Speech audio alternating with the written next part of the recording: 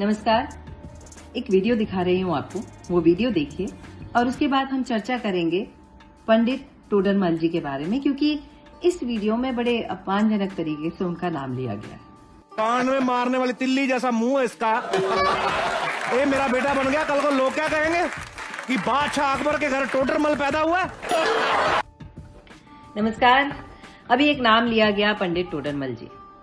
ये नाम अपने आप में बहुत सम्मानीय है। हालांकि यहाँ बहुत अपमानजनक तरीके से उनका नाम लिया गया, परंतु इस नाम का सम्मान इतना है कि इन्होंने केवल कुछ फीट की भूमि खरीदने के लिए अपनी पूरी संपत्ति दान में दे दी। जी, मैं दान शब्द का प्रयोग कर रही हूँ। टोडरमल जी जैन धर्म के अनुयायी थे और अब इस जमीन को खरीदने के लिए वो अपनी सामायिक पैसे उठकर आए थे। जमीन कौन सी थी उसके बारे में हम चर्चा करते हैं। 1.25 लाख ते एक लड़ावा, चिड़ियन ते मैं बाज तुड़ावा, तब मैं गुरु गोविंद सिंह कहावा। सिख धर्म के 10वें गुरु गोविंद सिंह जी को, उनके परिवार को हम सभी बहुत सम्मान के साथ याद करते हैं। उन्होंने हमारे धर्म की, हमारे राष्ट्र की रक्षा के लिए अपने पूरे परिवार का सर्वोच्च बलिदान दे दिया। इसी सर्वोच्च बलिदान में उनकी माता गुजरी ने भी अपना देह परिवर्तन किया और वीर गति को प्राप्त हुई।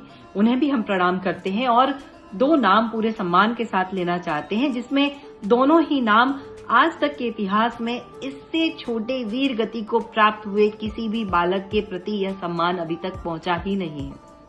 ये अपने उम्र के, सबसे छोटी उम्र के शहीद होने वाले, वीर गति को प्राप्त करने वाले बालक हैं, जिनमें पहले हैं मात्र 5 वर्ष के फतेह सिंह जी और मात्र 9 वर्ष के जोरावर सिंह जी, जिन्होंने अपने राष्ट्र, अपने धर्म के लिए दूसरे का धर्म अंगीकार करने से इनकार कर दिया। और जो इन्हें जबरदस्ती धर्म अंगीकार करवा रहा था उसका नाम था वजीर खान। वजीर खान ने इन्हें दीवार के पीछे चुनवा दिया। दीवार के पीछे चुनवाने के कारण इन्हें वीर गति प्राप्त हो गई। इन्होंने अपने शरीर को त्याग दिया। शरीर को त्यागने के बाद भी जब लोगों ने प्रयास किया कि एक भूमि को गड्ढा करके उन्हें वहां पर दफन कर दिया जाए, क्योंकि सनातन धर्म में छोटे बालकों को अग्निदाह संस्कार नहीं दिया जाता, उन्हें जमीन के अंदर ही भूमिगत कर दिया जाता है।